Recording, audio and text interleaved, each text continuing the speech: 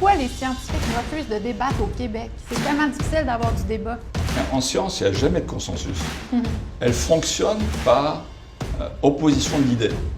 Pour atteindre la vérité, systématiquement, elle va par confrontation d'idées. On utilise le PCR dans mon laboratoire chaque jour. À 45,6, ça ne veut rien dire. L'idée que la vaccination prévient la transmission, c'est absolument faux. Bonjour et bienvenue à Juste pour savoir, cette toute nouvelle émission où je reçois des experts en lien avec la pandémie qui viennent répondre à nos questions. Je suis Héloïse, votre animatrice de la chaîne Hélo veut savoir, et aujourd'hui, je discute avec 3 scientifiques. Je tiens à insister sur le fait qu'ils n'ont aucun conflit d'intérêt et qu'ils parlent en leur nom uniquement aujourd'hui. Alors, tout d'abord, je vais vous présenter. Messieurs, bonjour. Bonjour. On va commencer à ma gauche. À ma gauche, j'ai Dr Patrick Provost, professeur titulaire à la Faculté de médecine de l'Université de Laval et chercheur indépendant au Centre de recherche du CHU de Québec. Vous êtes biochimiste, donc, de formation. Après 15 années d'études universitaires et de formation en recherche et en spécialisation, vous avez mis sur pied un laboratoire de recherche fondamentale sur la biologie des ARN. Vous avez mené des travaux de recherche en collaboration avec d'autres chercheurs sur l'ARN de plusieurs virus comme le VIH, le virus de l'hépatite C, le virus Ebola et plus récemment le virus SARS-CoV-2 associé avec la COVID-19. Vos travaux de recherche viennent d'être reconnus parmi les 5 découvertes de l'année 2021 par le quotidien Le Soleil. Félicitations. Bravo. Alors, je vais enchaîner avec Dr Christian Linard, biochimiste clinique, professeur titulaire à l'Université du Québec à Trois-Rivières. Vous avez obtenu donc votre doctorat en biochimie de l'Université de Montréal en 1994 et effectué un premier stage postdoctoral d'1 an au Massachusetts Institute of Technology, mieux connu sous le nom de MIT, à Boston. Vous avez poursuivi un deuxième postdoctorat en biochimie clinique à l'Université de Montréal et vous avez entre autres été le directeur du laboratoire scientifique d'intolérance alimentaire des entreprises Daniel Henkel. Merci d'être avec nous. Et je termine avec, à ma droite, le Dr Bernard Massy. Dr Bernard Massy, vous avez obtenu votre diplôme en microbiologie de l'Université de Montréal en 1982 et vous avez effectué un stage postdoctoral de 3 ans à l'Université McGill en étudiant les virus tumoraux à ADN. Vous avez travaillé au Conseil national de recherche du Canada de 1985 à 2019 en tant que chercheur en biotechnologie et avez occupé différentes fonctions en gestion, dont le poste de directeur général par intérim du Centre thérapeutique en santé humaine de 2016 à 2019. Vous avez consacré une partie importante de votre carrière au développement de bioprocédés intégrés pour la production industrielle d'anticorps thérapeutiques et de vaccins adénovirus. Tout ça est un petit peu du chinois pour moi. Et vous avez été également professeur associé au département de microbiologie de l'immunologie de l'Université de Montréal de 1998 à 2019 et vous êtes actuellement consultant indépendant en biotechnologie. Merci d'être là. Je vais commencer par une question pour vous. Bien sûr, tout le monde peut répondre, c'est le ton de la discussion, mais j'avais envie de la poser à vous particulièrement, Dr Massy. Pourquoi les scientifiques refusent de débattre au Québec? C'est tellement difficile d'avoir du débat. Oui, ça, c'est une question qui est quand même très intrigante. D'autant plus qu'habituellement, en recherche, on est toujours en train de débattre. Par exemple, quand un étudiant fait une soutenance de thèse, il présente ses résultats, puis là, les gens le questionnent, puis souvent, on va le questionner de manière assez... des fois agressif, assez frontal, pour voir jusqu'où, c'est quoi les limites de ce qu'il sait puis de ce qu'il ne sait pas. On fait ça régulièrement. Ou dans les laboratoires, on va faire ce qu'on appelle les journal clubs, où on présente un article, puis on le critique, puis on fait ça régulièrement. Là, je pense où il y a, je dirais peut-être un dérapage, c'est que dans la situation de crise où on était plongé avec la COVID, il y a eu une instrumentalisation politique du savoir, je dirais. Et là, c'est mon analyse, OK. Je pense que comme on a décidé que c'était important d'avoir un message relativement simple et homogène pour tout le monde, bien là, on a décidé que c'était ça le message, puis les gens devaient suivre le message. Le problème que moi, je vois là-dedans, dans le processus qui s'est passé là, c'est que si on avait un peu plus impliqué les scientifiques dans cette consultation-là, on aurait probablement abouti à un message qui était plus, disons, riche, plus nuancé, exactement. Et à partir du moment où on s'est enfoncé de plus en plus dans cette espèce d'approche-là, bien, c'était difficile. Et les chercheurs les plus habilités, je dirais, à se prononcer sur les différents aspects de la gestion de la pandémie. Moi, je vais le prendre du côté de la virologie, l'immunologie, l'épidémiologie. Bien, ces gens-là, pour fonctionner dans un laboratoire, ils doivent avoir des octrois de recherche. Les octrois de recherche viennent du gouvernement. Donc, on se sent un petit peu gêné de questionner ce que le message dominant que le gouvernement veut promouvoir. Parce qu'on a peur peut-être que ça va mettre en risque nos octrois. Donc, les chercheurs ne peuvent pas fonctionner sans octroi. Ils ont absolument besoin d'avoir l'approbation, si on veut, des organismes subventionnaires, s'ils veulent que le laboratoire soit opérationnel. Donc, je pense que ça, c'est un élément qui a joué. Puis, si je prends l'institution où moi j'étais, le Conseil national de recherche, bien là, c'est encore plus, je dirais, structuré, parce que les octrois viennent d'en haut du Conseil national de recherche. J'étais pas là, mais ce que j'ai compris, c'est qu'ils avaient quand même reçu des directives très claires, que c'était ça le message, puis on n'en déroge pas. Mais ces directives-là, ultimement, viennent quand même de scientifiques. C'est des scientifiques qui conseillent les gouvernements, non? Les certitudes, là, en recherche, ça prend énormément de temps avant d'y arriver. Puis avant de se rendre là, il y a tellement de zones de gris pâle, gris foncé, que finalement, le temps, l'expérience nous permettent d'affiner nos positions. Et puis là, arriver avec une certitude, mais ça peut prendre des années, voire des décennies. Alors que le politique, lui, c'est de véhiculer un message relativement simple à la population, puis éviter les débats publics pour pas nuire au message ou nuire à l'adhésion de la population aux mesures qui sont annoncées. Mais ce faisant, on se prive de la contribution de chercheurs, contribution de scientifiques, qui pourraient justement nous aider à voir beaucoup plus clair dans la pandémie, puis aussi dans sa gestion. Il y a aussi un autre phénomène. Il faut savoir que tous les professionnels de la santé sont membres d'ordre professionnel. Et l'ordre professionnel lui-même est sous la gouverne du gouvernement. Pourquoi? Parce qu'ils sont subventionnés par le gouvernement? Non, ils ne sont pas subventionnés, mais quand on fait partie d'un ordre professionnel, on ne peut pas aller contre... Il n'y a pas de débat possible. Parce qu'on suit les directives. Et si on va dans le sens inverse, ce qui se passe, c'est que le professionnel peut se faire attaquer par le syndic. Et suite à ça, on peut lui retourner son droit de pratique. Et sans droit de pratique, il ne vit plus. Donc, on voit très bien le scientifique qui a l'habitude, lui c'est à travers les subventions. Mais le professionnel, le médecin, les infirmières et les autres, eux sont directement membres d'un ordre professionnel, et si ils vont à l'encontre de la doxa, d'office, on leur retire le droit de pratique. Vivre. C'est ça. Et donc, ils ne savent plus vivre. Okay? Donc, eux, ils font très attention, okay? Même s'ils ont des choses à dire. Et puis, du côté des scientifiques, c'est la même chose. Donc, ça, ce que ça révèle, c'est justement les cas de censure, mais aussi d'autocensure. Quand on a vu de la façon dont certaines personnes ont été traitées, ont reçu un traitement médiatique très dur à leur égard, c'est vraiment difficile de sortir et d'exprimer une voix qui ne va pas dans le même flot que le narratif dominant. C'est ça, mais ça m'amène justement à ma prochaine question, parce que souvent, ce qu'on entend, bon, il y a toujours des voix dissidentes. Ce qu'on va entendre, c'est ces voix dissidentes-là sont des exceptions, mais il y a un consensus scientifique. On vit une pandémie, et donc c'est important de parler du consensus scientifique. Mais ma question, c'est est-ce qu'il y a un consensus scientifique présentement sur la situation pandémique? En science, il n'y a jamais de consensus. Elle fonctionne par opposition d'idées. Pour atteindre la vérité, systématiquement, elle va par confrontation d'idées. Et puis elle fait des expériences pour approcher cette vérité. Et dès qu'elle a une vérité, elle se repose des questions. Okay? Donc systématiquement, c'est par confrontation d'idées et d'expérimentation qu'elle approche la vérité. Et c'est comme ça qu'on développe la science. Donc, tout part du fait qu'on ne sait pas, en fait. Il faut arriver en disant on ne sait pas, puis on explore. Il y a des bases. Ouais. Par exemple... Il y a quand même certains consensus, puis qui est, disons, dans le cas de la pandémie, il y a un consensus qui, il me semble, a été bafoué, qui est que dans la nature, on est constamment exposé à toutes sortes d'agents potentiellement infectieux, bactéries, virus, parasites. Et la raison pour laquelle les humains ou les animaux, on est vivants, puis on fonctionne bien, on est en santé, c'est parce qu'on a un système immunitaire qui a été sélectionné par des millions d'années d'évolution pour nous adapter à ça.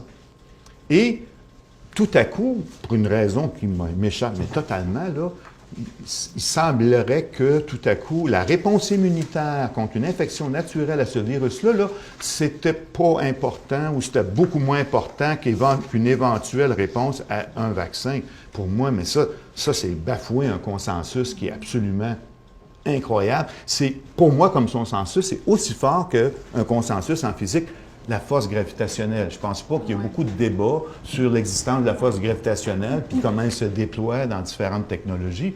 Bien, en immunologie, là, je pense que les gens qui ont voulu essayer de promouvoir l'idée que « Ouais, tu as été infecté, mais c'est pas sûr que tu es bien protégé. » Pour moi, ça fait aucun sens. Selon vous, c'est contradictoire. Ça fait aucun sens. Il y a une manière d'abord de se poser la question, est-ce qu'il y a une pandémie, est-ce qu'il y a une surmortalité? Alors, bon, on peut se poser la question, est-ce que l'individu est mort avec ou de la COVID, etc. Il y a une manière de regarder ça froidement. Et là-dessus, les scientifiques s'entendent, c'est regarder la mortalité toutes causes confondues. Okay? Donc, on peut regarder à l'échelle mondiale. À l'échelle mondiale, on peut avoir une surmortalité, par exemple, ou bien dans un pays ou dans une région du monde, il y a par exemple des canicules, okay? Donc une température excessive qui fait mourir beaucoup de monde. Les guerres, les tremblements de terre, les tsunamis, okay? Ça fait monter la mortalité de façon bien précise. Mais si on regarde, est-ce que pour le corona, est-ce qu'il y a eu une surmortalité dans le monde? Et là, si on regarde les chiffres, on s'aperçoit qu'il n'y a pas de surmortalité. Je parle de la mortalité toutes causes confondues. Il n'y a pas de surmortalité. Après, on pourrait le dire, oui, mais on n'est pas dans le monde, on est au Canada. Il se peut que ce soit une région dans le monde. Et là, c'est intéressant, il y a des chercheurs qui ont regardé, est-ce qu'il y a une surmortalité, par exemple, au Canada? Et la réponse est négative. Okay? Je peux vous montrer ici des études qu'on regarde, on voit qu'il n'y a pas vraiment de surmortalité, c'est constant. Il n'y a pas de surmortalité au Canada. Donc c'est constant, il y a quand même une ascension. C'est ça. OK? Il y a une surmortalité de toute façon systématiquement tous les hivers. La mortalité augmente et puis elle redescend systématiquement. À cause de la grippe, à cause Oui, à cause du fait, il y a plusieurs hypothèses, mais on remarque systématiquement, je pourrais vous montrer, qu'en hiver, il y a toujours une surmortalité et en été, ça diminue, systématiquement. Ça, c'est normal. Oui. On a d'un côté une diminution de lits dans les systèmes de santé, et d'autre part, on a tous ces baby-boomers qui arrivent et qu'on veut faire survivre. Ouais. Et donc, c'est un peu étonnant, dès qu'ils arrivent, par exemple, en hiver systématiquement, et on le voit déjà avant, dès qu'il y avait les grippes qui arrivaient, toutes les urgences sont dépassées, les systèmes de santé sont débordés. Et on le voit à l'heure actuelle ici au Québec. C'est exactement la même chose. En fait, c'est ça, on pourrait y revenir plus tard au système de santé, mais ça ne date pas dire que notre système de santé est défaillant. Malheureusement, présentement, c'est que là, on vit une situation sans précédent. Vous nous montrez des graphiques, puis je me pose la question, parce que j'essaie de me faire une tête, puis il y a beaucoup de confusion par rapport aux données. J'aimerais ça comprendre pourquoi, en se fiant à des données, on n'arrive pas à tirer les mêmes conclusions. Il y a des scientifiques qui vont dire que c'est une catastrophe, c'est l'hécatombe, tout le monde meurt, il y a une surmortalité. Puis ensuite, vous nous arrivez avec un graphique, et là, vous tirez une conclusion diamétralement opposée. Comment est-ce possible? En science, c'est extrêmement important, si on veut comprendre n'importe quel phénomène, de trouver des manières de l'observer, puis dans la mesure du possible, de quantifier lorsqu'on peut. En biologie, c'est toujours un peu plus difficile.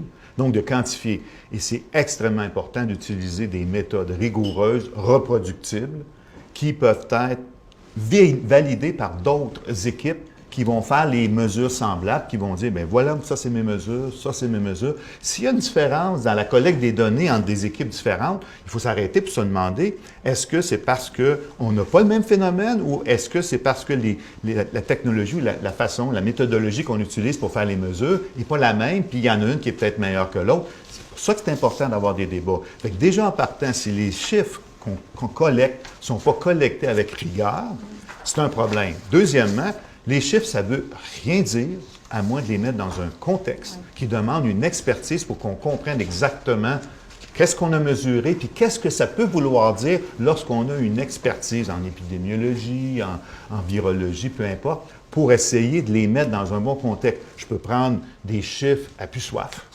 puis faire des tableaux et des graphiques pour montrer des choses qui, d'après moi, sont importantes. Un autre scientifique va dire, mais pourquoi tu mets ces chiffres-là? Moi, je ne comprends pas quel est le point ou qu'est-ce que tu veux essayer de décrire avec ça. C'est pour ça que ça prend des débats. Mais là, il y a une espèce d'harmonisation, si on veut, ou une homogénéisation au niveau des organismes publics qui décident, bien, c'est ces chiffres-là qu'on prend, on les prend comme ça, puis on les montre comme ça. Bien, s'il y a des billets dans la collecte ou la représentation, c'est très difficile de s'y retrouver. C'est important, à partir des données brutes, de bien les interpréter pour ce qu'ils sont, pour ce qu'elles sont, ces données-là. Plus on les transforme, plus on réduit notre fenêtre d'interprétation. Donc, si on veut avoir une interprétation le plus valide possible, bien, on doit avoir accès à des chiffres qui soient le moins transformés possible. Et puis, la transparence est de mise, surtout avec des institutions comme le ministère de la Santé, l'Institut national de santé publique, le gouvernement, le M3S, l'INES. Donc, c'est toutes des organisations qui devraient faire preuve de davantage de transparence pour nous convaincre. Donc, présentement, il manque de transparence dans les prises de données, du Bien, moins au Québec et au Canada, là, on parle d'ici. C'est-à-dire qu'on voit les données, on nous montre des données, mais récemment, je pense que Christian pourrait peut-être commenter là-dessus, mais on montre des données, mais il y a des discordances entre les différentes données montrées par les différentes institutions. À propos des données, je veux dire, il y a deux choses importantes à dire. La première chose, si on regarde les données, il y a 3 grandes tables, enfin, bases de données au Québec. Et ce qui est intéressant, parmi nous, on a regardé les chiffres qui venaient des 3 bases de données au Québec. Et là, ce qu'on s'aperçoit, c'est que si on regarde une base et les valeurs pour la même date, par exemple, le nombre de morts, d'hospitalisations, etc., on s'aperçoit qu'elle ne dit pas la même chose que la deuxième base de données et que la troisième base de données. Il y a même une différence dans les chiffres du simple au double. Okay? Donc déjà là, on peut se poser la question, comment un ministre de la Santé peut-il prendre une décision politique, sanitaire, si déjà les chiffres varient du simple au double. Okay? Déjà, il y a là. Il y a un autre phénomène que je trouve important. Quand on regarde les bases de données, à savoir, par exemple, on revient pour la COVID, regardez, par exemple, ceux qui sont vaccinés, ceux qui ne sont pas vaccinés. Déjà là, il y a un énorme problème en termes de base de données. Pour un scientifique, un non-vacciné, il n'a pas reçu aucune dose. Okay? Ça, c'est la définition, un non-vacciné. Dès qu'il reçoit une dose, pour un scientifique, c'est déjà un vacciné. Okay? Qu'il soit 2 fois ou 3 fois, c'est sûr qu'on peut le comptabiliser, mais déjà là, c'est important. Et en plus de ça, on ajoute, on dit non seulement une dose, c'est considéré comme non vacciné, mais en plus de ça, on va lui dire, on va te comptabiliser comme vacciné qu'à partir de 14 jours. Okay? Donc ça veut dire que pendant 14 jours, il est vacciné, et on va le considérer comme non vacciné. Même s'il a eu sa deuxième dose. C'est ça. Donc, qu'il a eu la première dose. Donc, il a la première dose et on attend 14 jours. Et il est considéré pendant 14 jours non vacciné. Okay. Mais déjà, s'il y a des effets secondaires, il est comptabilisé dans les non vaccinés. Okay? Et en plus de ça, il y a un décalage dans le temps. Okay? Puisque pendant 14 jours, on n'a pas de données. On va avoir des données 14 jours plus tard. Ouais. Okay?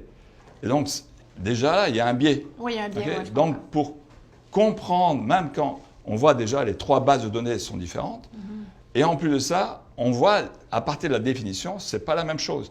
Un non-vacciné et un vacciné, pour nous, ce n'est pas la même chose. Ouais. Dès que je vais injecter quelque chose, je vais stimuler le système immunitaire. Ça peut être positif, négatif ou neutre.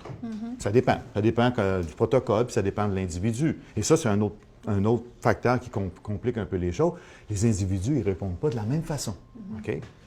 Et le point important, c'est que si, en effet, durant cette période-là, la personne devient infectée, Et ce qu'on observe dans certaines bases de données, puis au Canada, on voit très bien ça, en Ontario, qui font un très beau travail pour justement faire le bilan des gens qui sont infectés, quel que soit le moment où ils ont été injectés avec le vaccin. Et on se rend compte qu'il y a une très forte incidence d'infections qui suivent les 2 premières semaines de l'injection. Est-ce que ça Et peut ça, avoir... ils sont comptabilisés dans les non-vaccinés. Ah, OK, Oui, OK, oui, OK. oui, oui. Fait que ça change un petit peu la donne. Ah, ça change complètement. Puis il n'y a pas que le Canada qui fait ça, tout le monde fait ça. Est-ce que, je m'y connais pas trop là-dedans, mais est-ce qu'on peut dire du moment qu'on est injecté, vous dites que là, ils ont des réactions, est-ce que ça peut être dû, parce qu'avant, bon, là, je comprends que ce vaccin-là, c'est pas vraiment le virus mort qu'on reçoit, mais des fois, on peut développer quand même des symptômes de la maladie pour laquelle on se fait injecter. Non, dans ce cas-là, quand on parle de cas infectés, on parle de gens qui sont testés pour la présence du virus par des méthodes de diagnostic de PCR. Donc, qui ont vraiment attrapé Ils ont attrapé le virus. Ben oui, ils ont attrapé le virus. Et je ne sais pas s'ils avaient eu ces témoignages-là, peut-être un peu anecdotiques durant le temps des fêtes. Il y a beaucoup de gens qui sont allés pour la 3e dose. Ouais. Moi, j'en connais plusieurs dans mon entourage. Ils vont pour la 3e dose. Quelques jours après, paf, ils attrapent l'Omicron. Ça, c'est un hasard? Ou... Ben, Non, c'est ce qu'on observe. C'est ce qu'on On observe. le voit dans plusieurs États et il y a déjà des publications là-dessus. Donc on le voit. Et de plus en plus, il y a des articles scientifiques qui sortent et qui montrent que durant les 15 premiers jours, il y a des effets qui ne sont pas comptabilisés. Okay? Donc c'est-à-dire qu'on a l'impression, on voit systématiquement que l'individu, pendant les 14 premiers jours, il n'est pas immunisé en quelque sorte. Il est plus sensible à attraper la maladie. Oui, c'est ça. OK, donc c'est ça la nuance. C'est ce qu'on constate, c'est que finalement, ça crée une genre de faiblesse du système immunitaire. Ça crée une vulnérabilité. OK. Ça, c'est une des explications. Comment ça fonctionne, ça, c'est autre chose, Oui, mais c'est une observation. Mais je pense que l'implication que ça peut avoir, pas seulement au niveau des cas d'infection, mais également dans le cas des hospitalisations ou des gens éventuellement qui vont décéder, c'est que si on ne comptabilise pas correctement les non-vaccinés et les vaccinés, on va se retrouver avec des chiffres où on va dire, regardez comment il y a beaucoup d'hospitalisations ou de mortalité dans les non-vaccinés, mais si c'est un non-vacciné qui a été, disons, déjà injecté, puis s'il a fait son infection ou son hospitalisation, Dans les 14 jours. ben pourquoi on les compte là-dedans? Ouais, et ça biaise. Ça crée un biais, c'est ce que Ça je crée un comprends. biais. Bon. Ça complique drôlement l'interprétation du phénomène qu'on essaie de décrire, qui est compliqué. Là. Une pandémie, une épidémie, là, c'est un virus qui se promène dans une population où les gens sont différents. On ne va pas toujours l'attraper au même rythme, puis on ne va pas avoir les mêmes effets quand on va l'attraper. Donc, ça complique drôlement la description. Et là, lorsqu'on utilise une espèce de définition comme ça, moi, la seule explication que je peux trouver, c'est que on utilise la définition comme si on avait déjà conclu que le vaccin était pour prévenir la transmission et les formes graves, mais avant même de l'avoir observé. Oui, OK, je comprends. Donc, on a la espéré, définition que le vaccin est efficace nous autorise, à quelque part, à transférer tous les gens qui n'ont pas eu la période qu'on estime suffisante pour la protection, on les transfère dans les non-vaccinés. Ça ne tient pas la route d'un point de vue scientifique. Ça. Et tu viens de parler de l'efficacité. Je pense qu'il faudrait aussi discuter de l'efficacité du vaccin. Ce qu'on a mesuré jusqu'à présent, donc Pfizer, quand il a demandé l'autorisation, il a fait une publication sur ses essais cliniques sur son vaccin. Et là, ce qui est intéressant, c'est de regarder l'étude comme telle. Okay? Quand on regarde l'efficacité, on parle d'efficacité relative. Okay? Or, la FDA explique toujours, pour bien expliquer au monde, qu'il ne faut pas parler uniquement d'efficacité relative, mais de l'efficacité absolue. Et là, les gens ne comprennent pas. Là, ce que je pourrais faire, c'est une petite illustration. Ouais. Okay? Alors, si on regarde ce schéma, okay? Si on regarde ce schéma, ici, donc on a les vaccinés à gauche, ici c'est à droite, et de l'autre côté, les non-vaccinés. Okay? Alors, on regarde la population totale, c'est marqué en pourcentage, donc des non-vaccinés et des vaccinés. Okay? Alors, ce qui est intéressant, c'est que on voit que ceux qui n'ont pas eu un test PCR donc positif, enfin qui ont eu un test positif, pardon, c'est en pourcentage, chez les non-vaccinés, c'est 0,88%. D'accord? OK. Et chez les vaccinés, c'est 0,04%. Donc la différence entre 0,88 et 0,04, il y a une différence, une efficacité de 95%. Okay? Mais si on regarde en valeur absolue, okay, valeur absolue, donc on voit ici, c'est les vaccinés, Ouais. okay, c'est 0,04 qui ont eu un test PCR positif. De l'autre côté, c'est 0,88. Okay? Donc on voit que la différence est très faible. Mais si on l'illustre comme ça à tout le monde, ils vont comprendre très bien comment ça marche. Je comprends ce que Okay? vous voulez dire. Donc ça, il faut faire C'est comprendre. facile, en fait, de créer une confusion si on le remet pas en C'est ça, parce que quand on perspective. parle de 85%, Ça paraît énorme. Ça paraît énorme. Mais en réalité, l'efficacité absolue est moins de 1%. Oui, je comprends. Et ce qui est un peu, disons, préoccupant, c'est habituellement, quand un vaccin est approuvé, les organismes réglementaires, la FDA, exigent des fabricants de vaccins de rapporter les deux données, Oui. l'efficacité relative et Et l'efficacité absolue. Dans ce cas-là, qui a entendu parler de l'efficacité absolue, à moins d'être un scientifique qui Personne. va faire ces Personne. calculs-là? Personne. Donc, on n'en entend plus parler. Une des choses que j'ai observées durant la communication qu'on a fait autour des vaccins, pour l'efficacité des vaccins, on a vraiment insisté sur des beaux chiffres, 80-90%.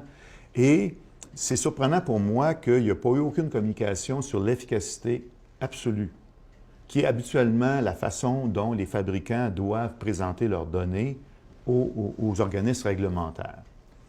Et là, une des questions que ça pose, c'est que comment on peut finalement, dans ce contexte-là, se faire une bonne idée de combien on va être capable de réduire, dans le fond, la contamination. Parce que c'est une autre façon de regarder ce chiffre-là, c'est de dire, j'ai besoin de vacciner combien de personnes pour réduire une infection?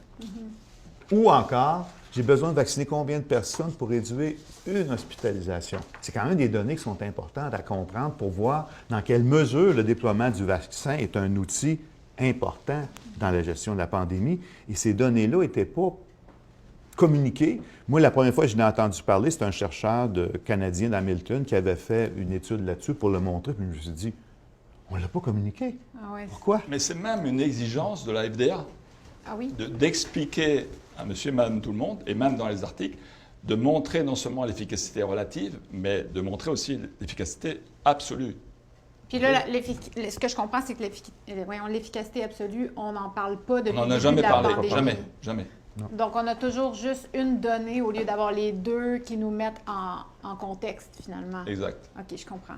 Il y a une question que je me pose présentement. On a vu la montée du variant Omicron pendant les fêtes. Tout le monde semble avoir eu la COVID. Tout le monde était vacciné. Tout le monde a eu la COVID.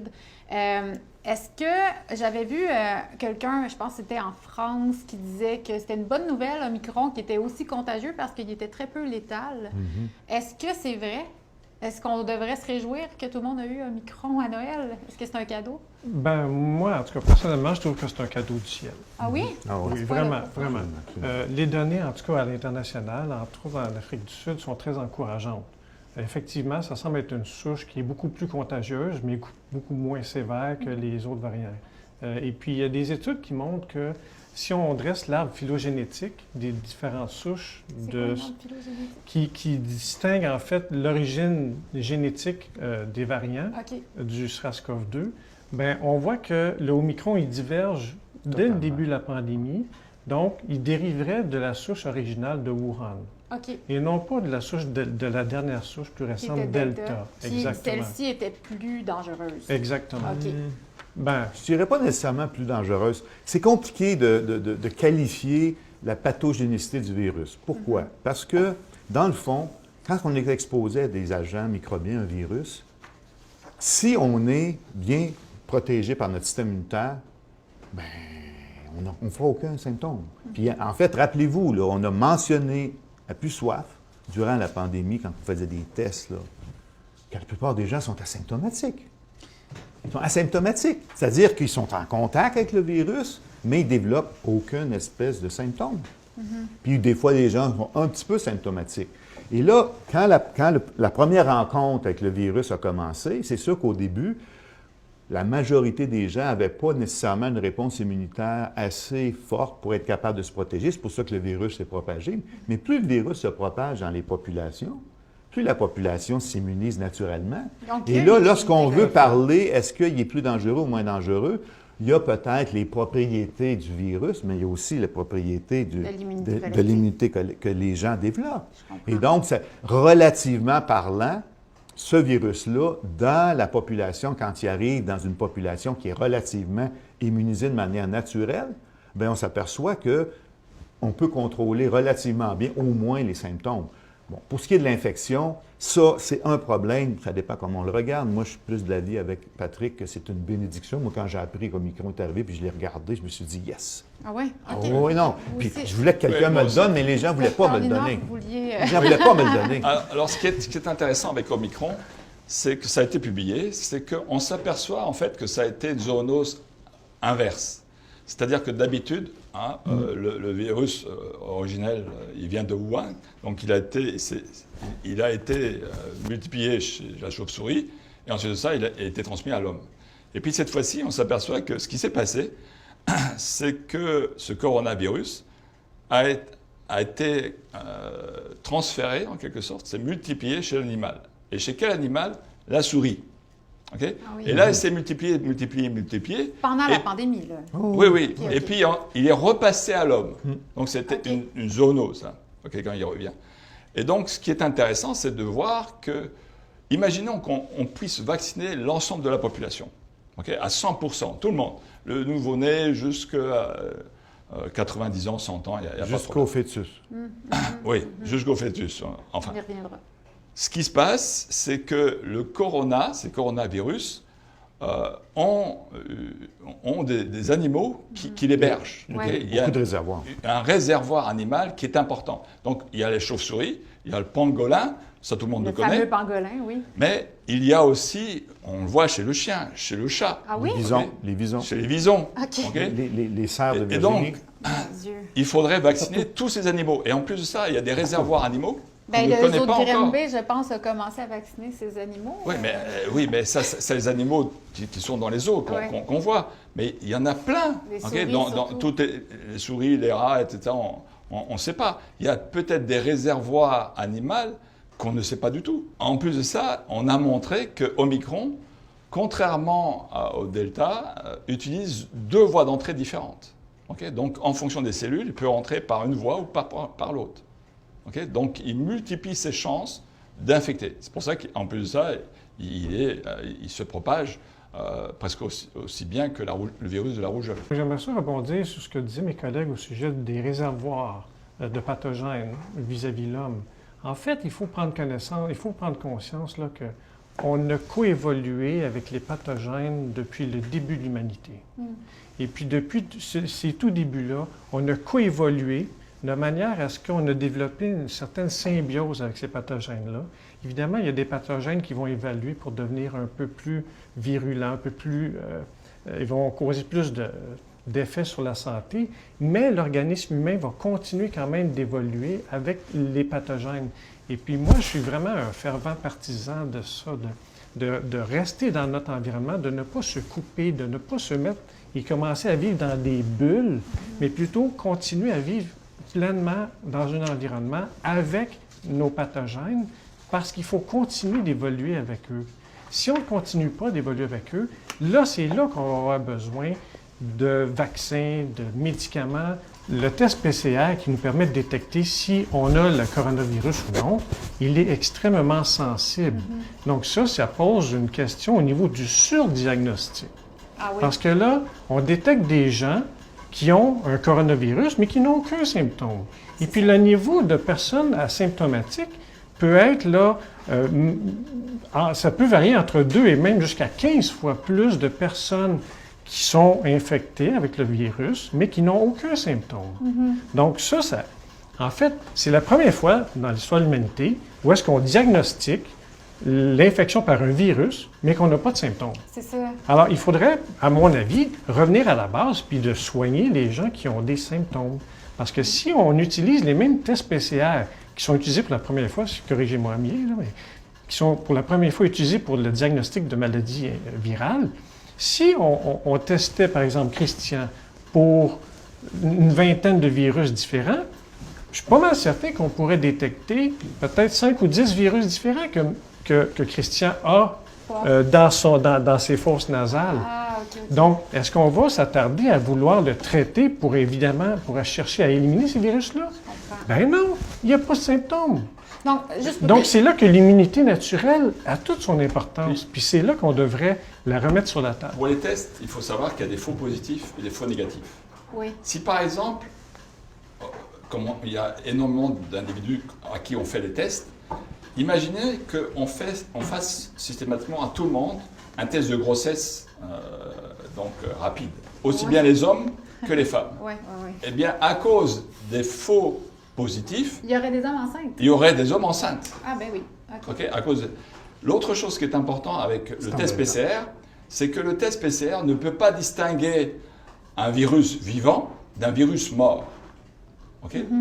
Donc, ça, c'est bien important. Donc, ce qui arrive, c'est que avec ce test PCR, s'il est positif, mais est-ce que c'est un virus vivant ou c'est un virus mort?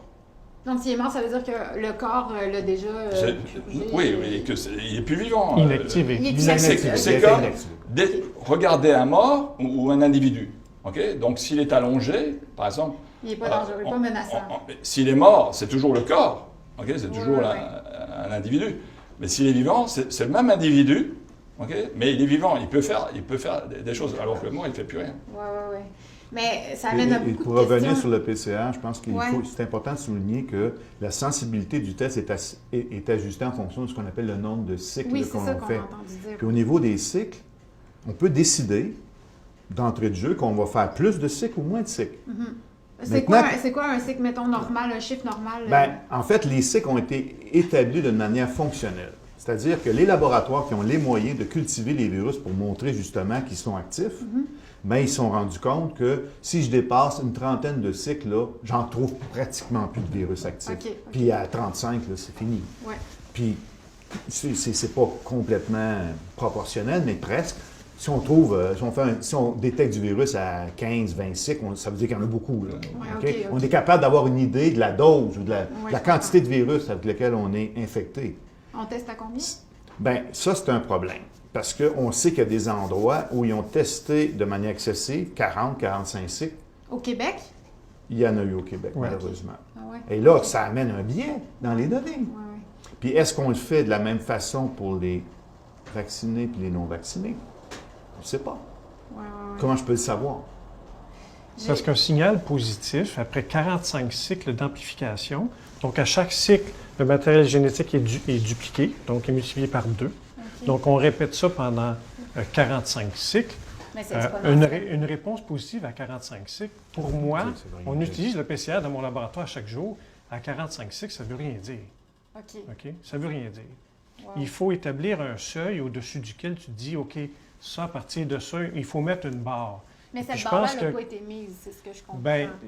C'est pas clair. Elle a été publiée. Elle a déjà été publiée, c'est-à-dire qu'il y a des laboratoires, comme tu le disais tout à l'heure, qu'on peut regarder à quel moment on ne détecte plus dans des cultures cellulaires la présence du virus. Je parle d'un virus vivant. Okay? Et on a déterminé que là où on trouve vraiment plus de virus vivants, c'est à peu près 30 cycles. Okay? Et donc, on devrait faire au maximum 30 cycles, mais pas au-delà. Parce que quand on fait un cycle supplémentaire, il faut bien comprendre que on double, on multiplie par 2 systématiquement la valeur à chaque cycle. C'est multiplié. Donc, par exemple, au début, on commence avec 1. 1, on multiplie par 2, ça fait 2. 2, on multiplie par 2, ça fait 4. C'est donc, exponentiel. C'est de façon exponentielle. Et plus on augmente les cycles, c'est des chiffres comme faire une astronomiques. photocopie d'une photocopie, à un moment donné, ça veut plus. Oui, mais attention, de 2, on multiplie par 2, c'est 2 fois 2, ça fait 4. C'est ça, je comprends. C'est chaque fois au carré. Ça m'amène à une autre question, c'est la contagiosité, parce que là, on parle d'être infectieux, on parle d'être porteur du virus, on parle d'être asymptomatique. Tout ça, pour moi, est confus là, pour madame tout le monde. Est-ce que, premièrement, est-ce que les asymptomatiques sont contagieux? Déjà là-dessus, c'est une bonne question. Le problème de définir la contagiosité, c'est que c'est toujours une rencontre entre le virus et l'individu. Il y a des gens qui vont être capables d'être en contact avec, on va dire, 10 000 particules, puis ça fait rien. Puis il y en a d'autres qui, avec 100 particules, oups, là, ils vont développer une infection. Ça dépend du terrain, autrement dit, comment la personne... Son système immunitaire. Comment le système immunitaire va réagir à ça. Donc, c'est compliqué de détecter exactement comment ça fonctionne. Si je peux revenir pour rebondir sur l'Omicron, parce que lui, il nous permet de comprendre des choses plus facilement, parce qu'il est tellement transmissible que personne ne va y échapper. Tout le monde va l'avoir? Pratiquement. Asymptomatique ou non. Là. Ah non. Dans le fond, ça se peut que je l'ai eu, je le sais pas. Oui, absolument. Tout le monde va l'avoir. Puis pour moi, ça, c'est la bonne nouvelle. Parce que pour rebondir sur ce que Patrick disait concernant la réponse immunitaire naturelle, quand on est en contact avec un virus, notre système immunitaire est exposé à toute la diversité de ce que le virus va présenter au système immunitaire. Puis le système immunitaire, il s'économise puis il s'optimise. Il va essayer de réagir, mais pas exagérer. Pourquoi qu'il ne peut pas mettre toute son énergie sur une seule cible, comme la protéine spicule, par exemple? C'est parce qu'il faut qu'il traite d'autres agents infectieux dans l'environnement. Il y en a plein d'autres. Ouais. Donc, il faut qu'il s'économise. Et le système immunitaire, naturellement, s'économise. Et c'est pour ça que lorsqu'on est en contact répété, on va améliorer graduellement notre réponse immunitaire. Elle va maturer pour la rendre de plus en plus robuste.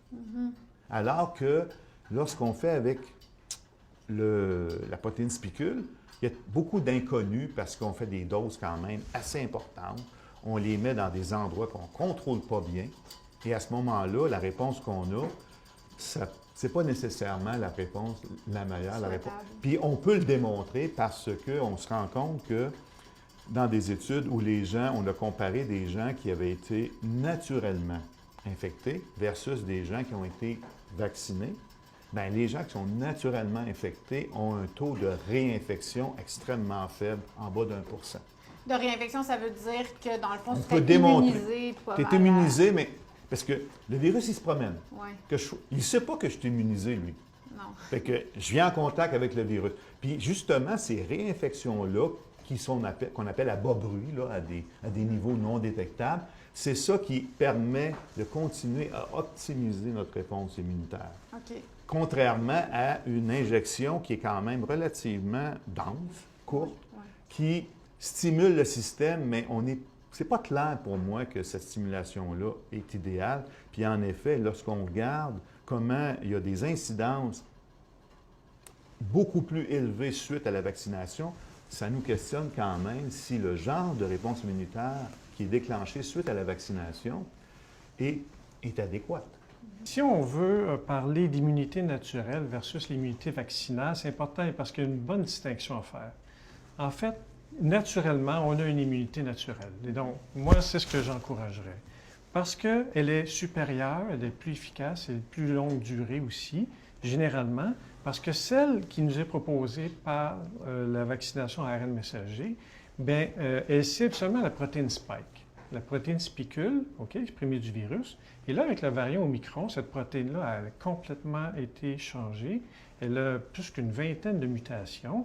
Donc, dans le virus, là. Dans la protéine spike seulement. Mais la protéine spike, elle est dans... parce qu'on, elle est exposée à la surface du virus. Dans le virus, OK. Exact. Elle est exposée à la surface du virus. Et donc, on nous injecte de l'ARN messager pour que notre corps, nous-mêmes, on exprime la protéine spike. OK. Et puis là, on développe ensuite des anticorps contre cette protéine-là qui va cibler le virus ensuite. OK. Par contre, avec le variant Omicron, le vaccin perd nécessairement d'efficacité parce que la protéine spike a muté tellement qu'elle est vraiment très différente maintenant de la souche d'origine. OK. Exact. Okay. Puis, il y a une chose importante on a choisi de cibler la protéine spike. OK? Et là, on fait quelque chose de tout à fait nouveau. Hein.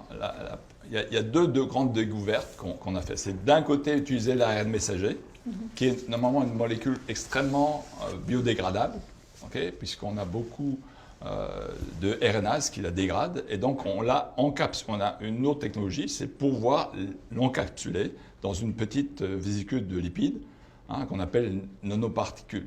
Okay?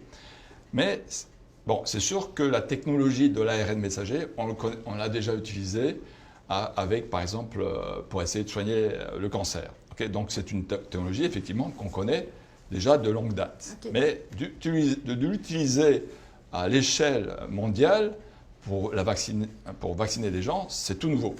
Mais là, ce qui est intéressant, c'est de voir qu'avec ce système, on fait produire par nos cellules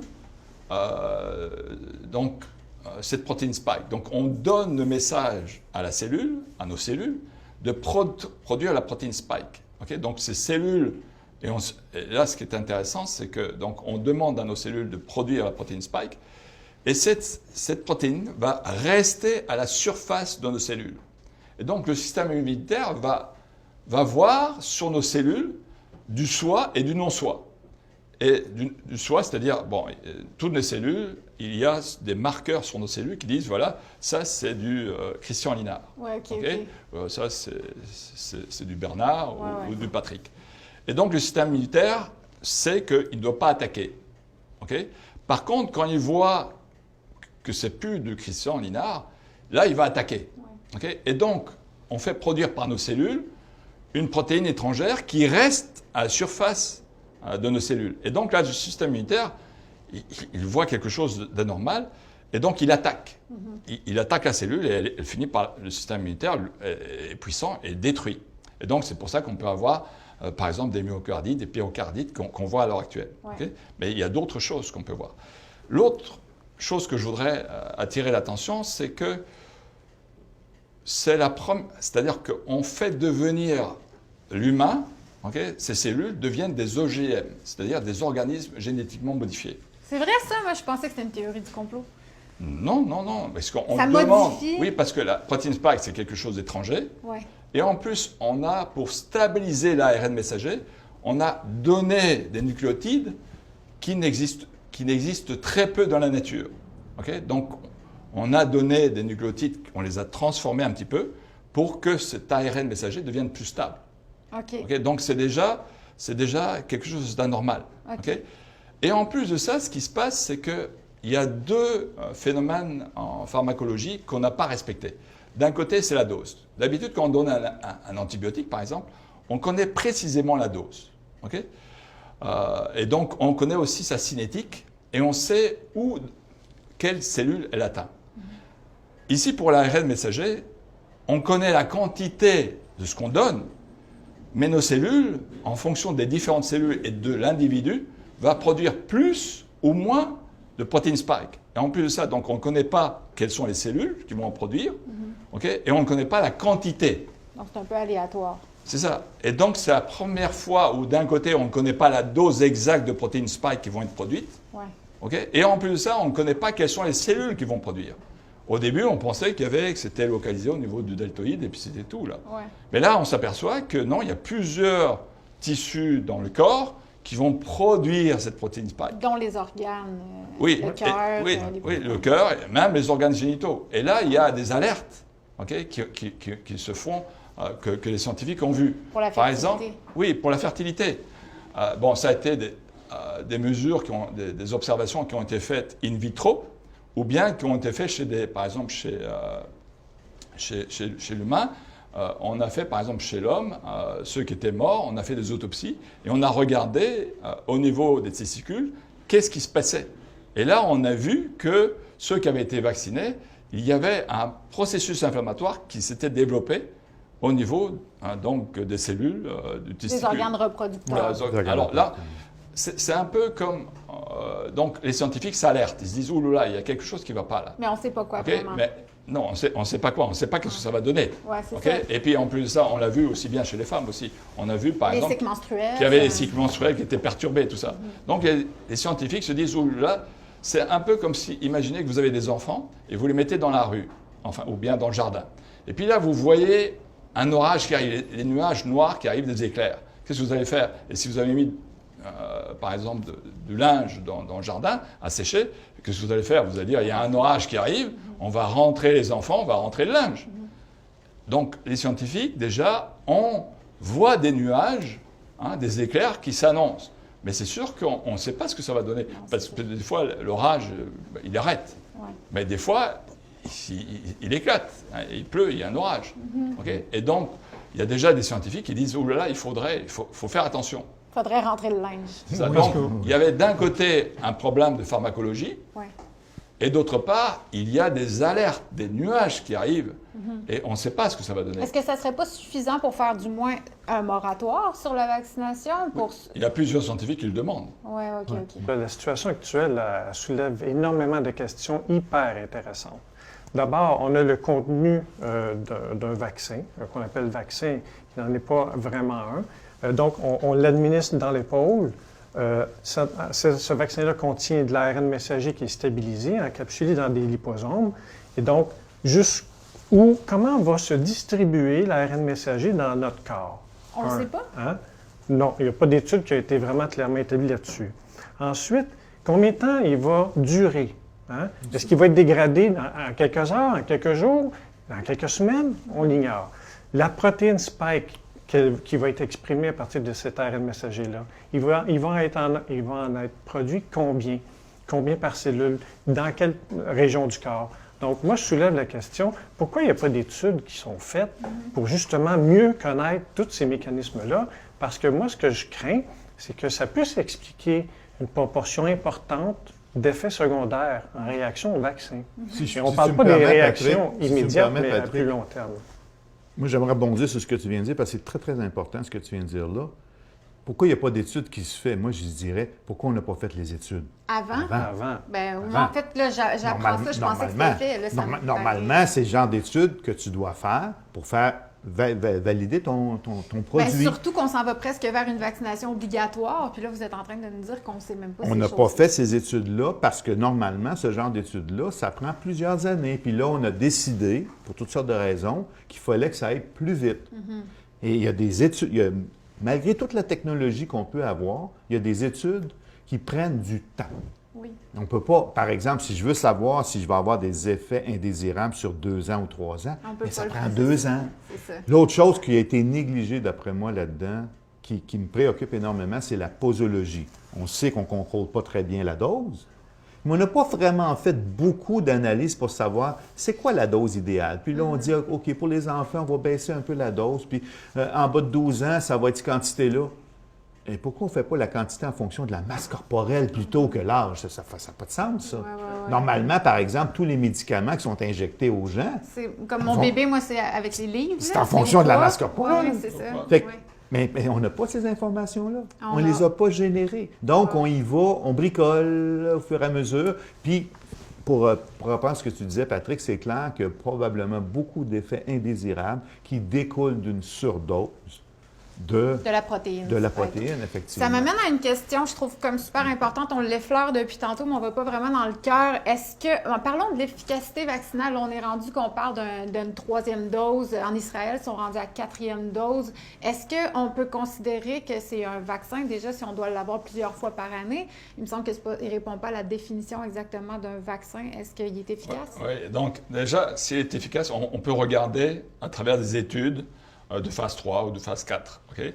Mais maintenant, puisqu'on l'a utilisé ce vaccin à travers le monde, et majoritairement c'était Pfizer, on peut regarder les résultats. Okay? Et là, ce qui est intéressant, je peux montrer les résultats, notamment d'Australie. Donc ici, en vert, ça représente les semaines de vaccination. Okay? Donc, on a commencé à vacciner, et puis il y a eu un pic de vaccination. En blanc, ici, sur le graphique, c'est la mortalité.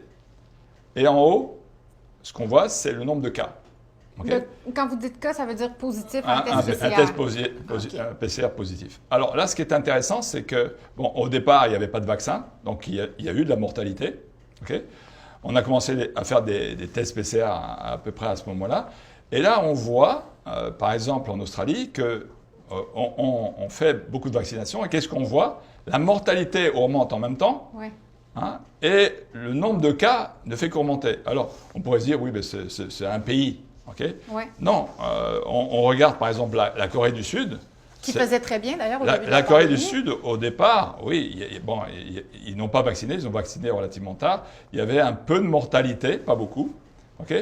Et puis depuis qu'ils vaccinent, hein, le taux de mortalité est très élevé. Et en même temps, le nombre de cas positifs. Alors on peut regarder. Une petite question. Est-ce qu'on peut dire que ça pourrait être dû à autre chose que la vaccination? Est-ce que ça peut être un hasard? Est-ce que c'est parce que le virus a muté, il est devenu plus résistant? Est-ce que ça peut être autre chose? C'est une très bonne question, en fait. Dans tous ces phénomènes complexes-là, le piège dans lequel il ne faut pas tomber, c'est de chercher une cause. Ouais. Quand les phénomènes sont complexes, ils sont forcément multifactoriels. Et donc, ce qu'on peut faire en examinant des chiffres, c'est faire des corrélations. Quand la corrélation tient tout le temps, c'est-à-dire que si je vois qu'à chaque fois que je me mets à vacciner, j'ai une forte augmentation, ça ne veut pas dire que c'est à cause de ça, mais Mais les chances sont... ça s'en va dans ce possibilité. sens-là. Ça s'en va Ouais. dans ce sens-là. Si, à contrario, j'observe que là, j'ai fortement vacciné, puis les cas ont baissé, ah ben là, tu te dis, OK, d'abord, là, cette corrélation-là, là, ça ne Ouais, tient je pas. comprends. Mais on n'observe pas ça. Mais là, Si on le regarde, vous en mon- avez plusieurs, c'est pas juste 2 pays. Non. Si on regarde mondialement, OK, systématiquement, tous les pays qui ont plus fortement vacciné, puis ce sont les pays riches, avec des bons systèmes de santé, Ouais. c'est ceux qui ont les plus hauts taux. Avec l'Omicron, c'est spectaculaire. Ça De- explose. De décès? Non, de cas d'infection. De cas. OK. Et les autres pays pauvres qui n'ont pas accès au vaccin, Ouais. OK? Mais c'est eux qui ont les moins grand Mais nombre est-ce de que cas. c'est Fait qu'il y a quelque parce chose qu'ils qui ne testent marche pas moins? Parce là-dedans. qu'on entend souvent aussi, en Afrique, ils ne doivent pas toujours être en train de se tester, les tests spéciaux coûtent de l'argent. C'est effectivement un facteur qu'on appelle confondant lorsqu'on fait des observations. Et donc, à ce moment-là, il faut peut-être aller dans des pays qui ont moins vacciné puis qui ont des tests ou enfin des systèmes de surveillance corrects. Ouais. Bon, l'Afrique du Sud, même même. si c'est en Afrique, c'est quand même un pays C'est un pays bien relativement développé, OK? Et ils ont tous les moyens de faire ce genre d'analyse-là.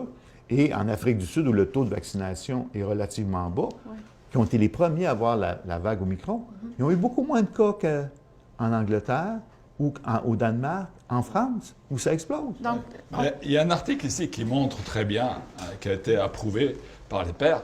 On voit que le nombre de cas de gens qui sont atteints par la COVID-19 n'a rien à voir avec la vaccination. Et ça, ils l'ont testé sur 66 pays, okay, dans plus de 2900 endroits aux États-Unis. Okay, donc, ils le disent. Donc, il n'y a pas de relation entre la vaccination d'un côté et le nombre de cas. mais j'ai l'impression que c'est 2 poids, 2 mesures. On entend, il y a vous qui dites ça, puis là, après, on écoute la télévision, puis ils disent qu'il faut aller chercher sa 3e Ouais. dose, que... Bien, c'est parce que là, je pense que la confusion, c'est la suivante. Si on regarde l'ensemble des données, puis même de certains organismes réglementaires ou des gens influents comme Fauci ou d'autres, Ouais. je pense que le consensus actuel, en tout cas, les évidences avec Omicron sont tellement fortes qu'on pourrait dire que l'idée que la vaccination prévient la transmission, c'est absolument faux. Ce train-là a quitté la gare. Mais Le problème, c'est qu'il y a des gens qui n'ont pas pris le train encore. Oui. Mais parce que, en fait, c'est une question peut-être un peu simple, mais pourquoi se faire vacciner si ça ne prévient pas la transmission? Alors Puis qu'on là, peut quand même l'argument avoir- qui reste, c'est qu'il semble avoir des indications dans ce qu'on peut retirer des statistiques que la vaccination pourrait protéger contre les formes graves. Et là, moi, j'aimerais faire un commentaire très simple. Pourquoi vacciner avec autant d'ardeur des gens pour les protéger d'un virus qui est l'Omicron, c'est lui qui domine, qui fait très peu de formes graves? Quel est le bénéfice qu'on va pouvoir en attendre? C'est ça la question. C'est une très bonne D'autant plus que on sait, comme Patrick mentionnait, qu'il est tellement différent de la séquence de la souche d'origine, c'est qu'on est en train de vacciner avec un antigène, là, une protéine, qui est plus du tout en circulation. Et on veut protéger, parce que la transmission, on s'entend qu'on ne va pas y échapper, on veut protéger contre des formes plus sévères, mais avec un virus qui n'en donne pas de forme sévère. Alors, Ouais. qu'est-ce qu'on espère? Et si on laisse plutôt l'immunité naturelle se déployer, on va avoir une protection qui est beaucoup plus large parce qu'elle est exposée à toutes les séquences du virus. Et on sait, par bien des études, qui n'est pas une grosse surprise pour moi, mais ça semble-t-il qu'il a fallu le répéter, la dernière fois que j'ai vérifié, il y avait plus de 145 études qui démontrent que l'immunité naturelle elle dure plus longtemps. Dans le cas des coronavirus, c'est pas aussi long que d'autres virus, c'est peut-être 2 ans à peu près. Mais c'est justement la souche Omicron qui nous permet d'envisager l'immunité naturelle collective rapidement atteinte. Et puis, s'il y a des gens qui sont craintifs parce qu'ils sont vulnérables, les personnes âgées et tout ça, bien là, pourquoi pas leur offrir le vaccin? Mais pour les enfants, les personnes en bonne santé, il ne devrait pas rien avoir à craindre du variant Omicron. Oui, je comprends. Donc, ce serait de vacciner les plus vulnérables, mais en fait, laisser peut-être les autres. Puis, moi, il y a un truc qui me dérange, parce que les vieux de la vieille qui faisaient de la vaccinologie avant avaient comme pratique, on ne vaccine pas une personne guérie. Oui, donc qui s'est remis déjà du on ne vaccine pas. Est-ce qu'on teste pour savoir si les gens sont positifs ou sont guéris de la COVID avant de les vacciner? Non, on dit, même si tu en as eu, on va te donner un petit bout, ça va être encore meilleur. Ouais, mais c'est sûr qu'on pense que vacciner quelqu'un qui est guéri, c'est meilleur. Mais c'est ça qui est le dérapage là, actuellement. On l'a vu dans un article du Devoir en décembre, où est-ce que la 3e dose a été vraiment létale pour des personnes âgées qui avaient déjà eu la COVID. Donc, est-ce qu'on peut faire la corrélation? Est-ce qu'il y a vraiment un rapprochement à faire directement avec la 3e dose? Il n'y a pas eu de suivi là-dessus suite à cet article-là. Et puis, il n'y a pas eu de questions non plus de la part des médias. Mais moi, je soulève beaucoup de questions là-dessus. D'ailleurs, le fait que l'immunité naturelle ne soit pas reconnue, ça explique un peu pourquoi le joueur de tennis a été expulsé d'Australie. Ça, c'est un scandale. Et puis peut-être celui qui est le moins dangereux, en fait, parce qu'il y en a une immunité naturelle. Puis il l'a eu. En plus, c'est ça, il a testé positif en décembre. On ne partira pas sur Novak Djokovic. Moi, je pense qu'en fait, là-dedans, le problème, c'est qu'on est dans une dérive idéologique qui ressemble à de la religion plutôt que de la science. On l'entend souvent, celle-là, en fait. C'est ça, c'est que ça devient un acte de foi. Tu ne discutes pas, là. On ne discute pas du sexe des anges. Tout le monde sait comment ça marche. Oui, c'est ça. On ne pourra poser de questions. Il y a autre chose. On s'imagine que la seule voie de sortie, c'est uniquement la vaccination. C'est ce qu'on nous dit depuis le début. Oui, mais c'est faux. Pourquoi c'est faux?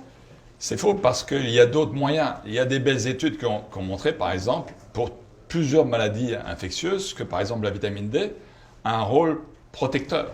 Et ça, on le connaît avec la grippe, avec d'autres maladies virales respiratoires. On l'a déjà démontré. Puis il y a d'autres molécules. Et là, ce qui est intéressant, c'est qu'on a, sur ces solutions qui étaient connues, avec des molécules qui étaient connues depuis très longtemps, qui ont peu de d'effets secondaires, qu'on maîtrise très bien, eh bien, d'office, on a écarté ces voies-là. Comme on parle de l'hydroxychloroquine, l'ivermectine. Oui, on a écrasé ces possibilités-là. Ouais. On n'a plus voulu savoir ces trucs-là. Pourquoi? Parce que c'est des vieilles molécules, il n'y a plus de brevets, même s'ils sont... Il y en a qu'on évite, on hésite un petit peu encore, par exemple, l'hydroxychloroquine, mais par exemple l'ivermectine. On fait quand même ses preuves, selon ce que je comprends. Oui, et puis il y a peu d'effets secondaires. On connaît très bien, on en a donné des quantités phénoménales, on connaît très bien les mécanismes d'action, on en a donné à énormément d'individus. On connaît le long terme aussi. Oui, donc, et là, non, tout ça est écarté. Et même, ce qui est encore plus étonnant, c'est de voir qu'on écarte systématiquement ces choses. Moi, je suis étonné. Par exemple, on dit toujours que la prophylaxie, la prévention est mieux que le traitement. Mieux vaut prévenir que guérir. C'est ça. Or, on sait, au-delà du 35e parallèle, on sait que systématiquement, il y a une carence en vitamine D. Et donc, on devrait supplémenter les gens en vitamine D pour plusieurs maladies, parce que supplémenter quelqu'un en vitamine D, c'est non seulement lutter contre les maladies respiratoires virales, mais c'est aussi se protéger contre les cancers. Ah oui, OK. Et donc, avec un vaccin, on se protège, par exemple, d'une maladie virale, mais on ne protège pas contre le cancer. Donc, c'est encore mieux, finalement, de... Oui, et puis ça a été montré contre d'autres maladies. La vitamine D a des particularités, et puis on devrait dire comment vous devez prendre la vitamine D. Parce que c'est un peu particulier. On ne prend pas la vitamine D par un cachet. Ah non? On peut le prendre, mais ce qui se passe, c'est que si on le prend à jeun, mais la vitamine D, elle est liposoluble, elle va passer à travers le tube digestif sans l'absorber. Donc on devrait enseigner, en plus de ça, donc faire la prévention, dire à tout le monde, vous prenez votre vitamine D, elle est gratuite, prenez, de doser les concentrations dans le sang, et en plus de ça, de dire comment la prendre. Donc systématiquement avec des lipides. Ah, OK. Ça prend une combinaison pour que l'organisme puisse l'assimiler. Et donc, si je peux rebondir sur ce que tu dis concernant la vitamine D, moi, une des choses qui me dérange là-dedans, c'est que ce qu'on connaît de la vitamine D, c'est que c'est un puissant activateur de ton système immunitaire, autant le système qu'on appelle inné que le système adaptatif. Donc, si tu n'es pas, pour faire tes anticorps ou tes cellules, si tu n'as pas une dose suffisante de vitamine D, même si je te vaccine, ta réponse ne sera pas très bonne. Parce que mon système immunitaire n'est pas plus... Il n'est pas en bon état de répondre. Il est en carence. Il faudrait absolument que les gens qui veulent se vacciner et en bénéficier aient des doses suffisantes de vitamine D. On nous a clairement pas assez éduqués sur l'importance de renforcer notre système immunitaire pendant la pandémie. Ça a été beaucoup décrié par beaucoup de gens. Ouais. Et puis si on regarde les chiffres, donc qui sont ceux qui meurent au Québec? Ça, c'est votre tableau, c'est au Québec? Oui, au Québec. Au Québec, oui. Qu'est-ce qu'on voit? C'est les personnes âgées. Donc, en bleu, c'est les hommes. En rose, c'est les femmes. Mais qu'est-ce qu'on voit? C'est pas les jeunes qui meurent. C'est les vieilles, c'est les personnes âgées qui sont déjà en fin de vie. Okay? Et même, très souvent, qui ont dépassé l'âge moyen, l'espérance de vie moyenne. Okay? Donc, ces personnes-là, on peut essayer de les faire vivre très longtemps, mais ça demande au système de santé énormément d'efforts. Mais déjà là, si déjà on leur donnait les conditions, par exemple, 78%, et des études aux États-Unis qui ont montré que 78% des gens qui attrapent le Covid et puis qui en souffrent et qui éventuellement en meurent, ce sont des obèses. Donc, ce qu'on devrait faire, systématiquement, c'est dire à la population, en profiter pour dire, écoutez, voilà les chiffres, 78% des gens qui attrapent le Covid et qui se retrouvent aux soins intensifs et puis qui en décèdent éventuellement, c'est de dire, écoutez, c'est une question, l'obésité, c'est une question d'absorption de calories. Et donc, c'est de dire, faites attention, ne mangez pas n'importe quoi, faites attention à votre alimentation, bougez, manger correctement. On a fermé les mais gyms. on n'a rien entendu sur l'alimentation et l'éducation physique. Non, au contraire, on dit on ferme les gymnases. Restez chez vous puis allez sur votre ordinateur. C'est ça. On a mis beaucoup la responsabilité sur les non-vaccinés depuis le début de la pandémie, mais particulièrement en ce moment. Est-ce qu'on assiste à une pandémie de non-vaccinés? Parmi les non-vaccinés, il y a des gens qui ne peuvent pas être vaccinés pour des conditions médicales importantes. Donc, qui sont déjà hypothéqués côté santé, donc qui sont plus à risque de se faire hospitaliser. C'est ça. Donc, et dans les données qu'on a à travers le monde, systématiquement, on parle de non-vaccinés qui ne se fait pas vacciner et qui va à l'hôpital, mais on ne dit pas que dans ces gens-là, il y en a énormément de gens qui ont des problèmes de comorbidité. Donc, le cancer ou... C'est ça, ou qui ne peuvent pas se faire vacciner parce qu'ils sont greffés ou quoi que ce soit. Donc, des problèmes de comorbidité importantes. On ne dit pas non plus, parmi les non-vaccinés, parce qu'on a parlé tout à l'heure, que le système immunitaire, avec l'âge, devient de moins en moins puissant. Donc, une personne âgée, même si on la vaccine, l'efficacité chute. Donc, il faut tenir compte de toutes ces données. Donc, c'est des problèmes complexes. Donc, ça veut dire que ce que vous dites, c'est qu'il y a un biais, en fait, parce que quand on regarde les données, oui, il y a plus de gens non vaccinés qui sont hospitalisés, mais c'est des gens qui étaient déjà là pour une autre raison que le COVID. C'est pas forcément le COVID qui les a rentrés à l'hôpital. C'est ça. C'est ça? OK. Donc, il y a cette distinction-là à faire qui est importante. C'est est-ce que ces gens-là sont hospitalisés à cause de la COVID ou avec la COVID? C'est ça. Mais c'est une grosse nuance. Exactement. Et puis, juste pour reprendre certains chiffres, là, les chiffres ont montré qu'il y a seulement 2 des hospitalisations au Québec qui sont reliées à la COVID. 2 En termes de durée d'hospitalisation, on parle de 5 Présentement, là? Sur toute une année. OK. Sur toute une année, il y a 5 des hospitalisations en termes de durée qui sont reliées à la COVID. Alors, l'éléphant dans la pièce, c'est le 95 autres des patients qui sont là pour des raisons autres que la COVID. Parce que clairement, la population n'est peut-être pas suffisamment en santé. Ou est-ce que c'est notre système de santé qui est malade? C'est le système de santé qui a... J'en parlais tout à l'heure. Dont on a réduit les capacités. On a réduit la capacité, le nombre de lits a diminué. Et donc, en plus de ça, il y a 3 phénomènes. Il y a d'un côté, on rétrécit D'autre part, on a tous les baby-boomers qui arrivent en fin de vie. C'est ça. OK? Et en plus de ça, ce qu'il y a, il y a, du fait que les gens viennent en fin de vie, il y a plus de comorbidité, de problématiques. Donc, il faut les soigner, ces gens-là. OK? Donc, il y a 3 phénomènes, puisqu'on a toujours été habitué maintenant, systématiquement, un individu, dès qu'il a quelque chose, il faut le soigner absolument. Okay? Donc, il y a une surcharge. Et plus on est âgé, plus on a des problèmes, et c'est lourd à traiter. Okay? Donc, notre système est surchargé, mais pas à cause des non-vaccinés. Notre système de santé était déjà défaillant. C'est 2% en nombre de lits. Donc, et en fonction du temps, c'est 5%. Il faudrait remettre ça en perspective, parce que c'est vraiment pas ça qu'on nous dit. On nous dit vraiment que les non-vaccinés sont un fardeau pour la société. Mais c'est publié. Oui, mais il y a aussi une espèce de confusion qu'il faut éclairer. Dans les pays qui sont faiblement vaccinés, c'est arrivé à quelques reprises que les variants sont venus de là. Et là, les gens ont fait le lien en disant « Ah, c'est parce qu'ils n'ont pas été vaccinés qu'il y a eu des variants. Si on vaccine tout le monde, il n'y aura plus de variants. Ouais. » Non, c'est pas comme ça que ça marche. Le virus, il mute tout le temps. C'est un genre de virus qui mute tout le temps. Pour qu'un variant ou un clone, à un moment donné, émerge puis devienne un problème, là, un variant qui nous préoccupe, bien, il faut qu'il y ait eu une sélection pour lui donner un avantage. Quelle est la pression sélective auquel il est soumis? C'est la pression du système immunitaire.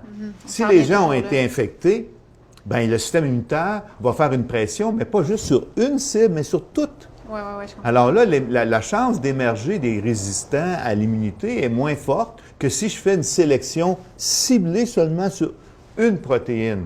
Et d'ailleurs, ce qu'on constate, c'est que les variants qu'ils appellent préoccupants, systématiquement, ont développé une résistance de plus en plus importante aux anticorps qui sont générés par la vaccination, pas par l'infection naturelle. Je comprends. Donc, de dire qu'il faut vacciner pour empêcher les variants, c'est le contraire. Puis aussi, il y a la question de la vaccination à répétition. Ouais. Qu'est-ce qu'on fait à notre système immunitaire? Quel dommage qu'on lui cause? Mais à long terme, on justement, l'ignore. j'aurais voulu vous poser cette question-là en terminant parce qu'on n'a plus beaucoup de temps.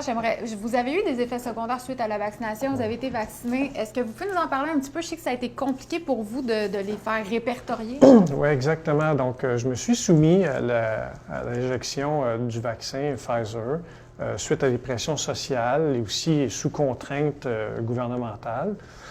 Et puis, j'ai expérimenté 5 manifestations cliniques inhabituelles, donc beaucoup, MCI, 5 différentes, que je n'avais pas observées avant la vaccination et dont le lien avec le vaccin reste à établir. Malheureusement, mon médecin n'a pas rapporté à la santé publique ces effets-là. À ma connaissance, il devait m'informer, puis il ne l'a toujours pas fait. C'était quand, les effets secondaires? Donc ça, je les ai rapportés en septembre. Et ces effets-là se sont déroulés entre juillet et août. Okay. Et il y en a qui persistent encore. Et donc, vous voyez le délai, on est rendu en janvier. Et ça veut dire que si je regarde une base de données, vous les verrez pas. Vous les verrez pas. Puis vous avez vraiment essayé de faire en sorte Oui, j'ai insisté et tout, mais je voyais, mon médecin était vraiment très réfractaire. Il cherchait plutôt à me convaincre d'accepter une deuxième dose. Alors que moi, je lui ai avancé mes... C'est la première dose que vous avez eu une réaction? Oui, tout à fait. Donc, c'est après, j'ai tout avancé mes arguments. Puis, j'ai expliqué que le risque auquel je m'exposais pour une deuxième dose ne valait pas les bénéfices que j'allais retirer de la vaccination. Donc, la balance risque-bénéfice. Exactement. Cette balance-là, j'estime qu'on devrait la réinstaurer dans le système de santé. Elle n'est pas du tout considérée. Pas du tout. Là, c'est des mesures mur à mur. On vaccine tout le monde. Et puis, le plus largement possible, en fait, ça brise la relation médecin-patient. Hein? Le gouvernement s'est substitué au médecin. Ensuite de ça, on a le risque-bénéfice qui n'est pas évalué par le médecin traitant. Qui de mieux que le médecin de famille ou le médecin d'une personne pour juger si la personne va en bénéficier davantage qu'elle s'expose à des risques? Ouais. Et là-dessus, les risques sont largement sous-documentés. Comme je vous le raconte, là, mes effets n'ont pas été rapportés encore. Et puis aussi la notion de consentement libre et éclairé, je ne sais pas si vous allez en traiter dans d'autres capsules, mais le consentement est loin d'être libre, hein, avec les mesures de plus en plus autoritaires que le gouvernement met en place pour forcer les gens à se faire vacciner. On ne parle plus de liberté de consentement. Vous dites que vous avez c'était à cause de la C'est pression. une pression que vous êtes- sociale, c'est ça. aussi avec le passeport vaccinal qui limite l'accès à certains commerces, certains lieux publics. On est exclu de la société. C'est Et ça, puis c'est je trouve ça dur parce que je donne tellement à la société, je veux tellement donner à la société, et puis de me voir comme ça exclu, en être exclu, je trouve ça vraiment très difficile. Et puis c'est pour ça que je me suis dit, il faut que que je sorte publiquement, que je m'exprime, que je fasse valoir tous ces points de vue. Ça m'a permis de rencontrer des collègues fantastiques. Et puis j'aimerais ça inviter les scientifiques à débattre, sortir leur esprit critique, hein, puis l'esprit d'ouverture également. Si je peux rebondir sur ce que tu dis concernant le consentement éclairé. Oui. Normalement, les organismes réglementaires, les organismes de santé publique dans les pays vont regarder toutes les données, puis à partir de ça, ils vont dire OK, on y va avec le vaccin ou on y va pas. Le Japon ne force d'aucune façon la vaccination, et plus que ça, ils ont un formulaire très détaillé pour que les gens qui veulent se faire vacciner soient vraiment, vraiment au courant et consentent à la vaccination. Wow. C'est complètement l'inverse de ce qu'on vit ici. Vraiment le contraire, Et effectivement. puis, normalement, on se vaccine pour se protéger de maladies. Oui, Et on se vaccine 1 ou 2 fois. Et puis, c'est, disons, presque pour la vie. pour longtemps, Ici, du moins. c'est systématique. On se vaccine maintenant pour aller au cinéma. On se vaccine pour aller au zoo. On se vaccine pour aller au restaurant. Ah oui, c'est ça. On se vaccine pour protéger un système de santé. Non, c'est un système de santé qui devrait protéger les humains. Donc, se faire vacciner pour protéger une chose, OK? Inerte. Non, Ouais. ça ne marche pas. C'est le système de santé, une chose qui devrait nous protéger, nous, humains. C'est pas l'inverse. On ne va pas se vacciner pour protéger. C'est comme on dirait, par exemple, j'ai réfléchi à ça, je me suis dit, imaginons qu'on est dans la voiture, OK? Et que là, pour ne pas faire un accident, on voit que je glisse et je perds contrôle, maintenant en hiver, de ma voiture. Ouais. Qu'est-ce que je fais? Je sors rapidement de ma voiture et je me mets et je me fais écraser. J'ai protégé ma voiture, mais je me suis fait écraser. Et j'ai l'impression qu'on est en plein dans un système pareil. C'est un très beau système. J'aimerais ça terminer avec un mot de la fin. Vous pouvez peut-être répondre à la question, est-ce qu'on peut dire qu'on est en pandémie? J'aimerais ça faire juste un tour de table. Je vais commencer avec vous, Dr Massy. Bien, est-ce qu'on est en pandémie? C'est quoi? Ça dépend de la définition qu'on veut lui donner. S'il y a effectivement une surmortalité inhabituelle dans la situation dans laquelle on est en ce moment, puis que cette surmortalité-là justifie qu'on prenne des mesures extraordinaires pour restreindre la transmission, le 2 semaines pour aplatir la courbe. Oui. Vous savez ce qui est difficile avec le 2 semaines pour aplatir la courbe, hein? C'est qui dure 2 ans. C'est les 2 premières années. OK. Après ça va bien. C'est ça. On a hâte après. On a hâte à passer à autre chose. Donc, est-ce qu'on est en pandémie en ce moment? Toutes les courbes qu'on regarde à travers le monde, je parle des courbes de cas. Pas seulement de PCA, mais de gens qui sont malades ou éventuellement Qui ont des meurent. symptômes. Bien, ces courbes-là s'aplatissent constamment. là. Il y a de moins en moins de gens qui ont des symptômes graves Mais oui, de la mais oui, maladie. mais oui. Dr. Linard. Oui, moi, ce que je voudrais dire, ce qui est important, je pense que les humains ne devraient pas faire systématiquement une foi aveugle à leur gouvernement et écouter systématiquement la télévision. Oui.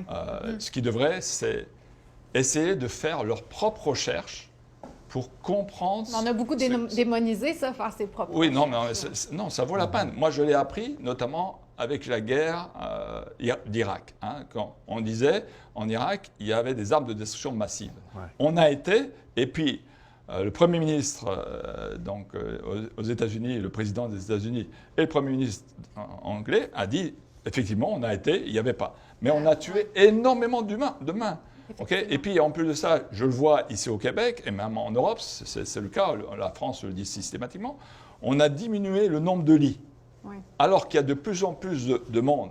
Comment ça se fait qu'un système de santé, connaissant ces données, donc il y a de plus en plus de baby-boomers qui arrivent en fin de vie, on a rétréci le nombre de lits. Ah Donc oui, je me c'est dis, ça. est-ce que je peux faire confiance au gouvernement Est-ce que je peux faire confiance au système de santé? Et moi, je dis non.